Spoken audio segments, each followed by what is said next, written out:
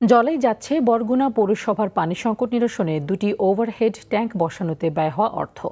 2019-20 অর্থবছরে বাংলাদেশ সরকার ও এশীয় উন্নয়ন ব্যাংকের অর্থায়নে নির্মিত হয় 10 লাখ লিটার ধারণ ক্ষমতার এই ট্যাঙ্ক দুটি। পরে মিটার বসাতে টাকা নেওয়া হয় বাসিন্দাদের কাছ থেকেও। অথচ এর 5 বছর পরেও প্রকল্পের কোনো সুফল পায়নি স্থানীয়রা। বরগুনা প্রতিনিধি মনির হোসেন কামালের পাঠানো তথ্য ও চিত্রে আরও জানাচ্ছেন আবরার মাহি।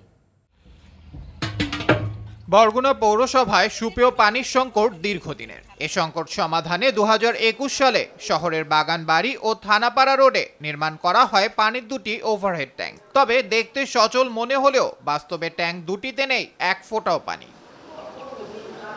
স্থানীয়রা বলছেন, বর্তমানে ভূগর্ভস্থ পানির পুরনো লাইন দিয়ে চলছে পৌর এলাকায় পানি সরবরাহ। তাদের অভিযোগ, প্রকল্প চালুর কথা বলে গ্রাহক প্রতি 3,000 টাকা নিয়ে প্রায় 4,000 নতুন মিটার স্থাপন করা হয়, অথচ 5 বছরেও কাজে আসেনি এসব মিটার। মিটার বসাবার কালে কিছু টাকা নেওয়া হয়েছে। দুইটা ট্যাঙ্কি দেখছি ও চোখে, কিন্তু পানি পাই নাই এখন। আমরা সাপ্লাই পানি পাই, অবশ্য খাবার পানি পাইতেছি না। শিয়া বাটার ও ভিটামিনে সমৃদ্ধ লিলি বিউটি সোপ, তারুণ্যময় উজ্জ্বল ত্বকের জন্য।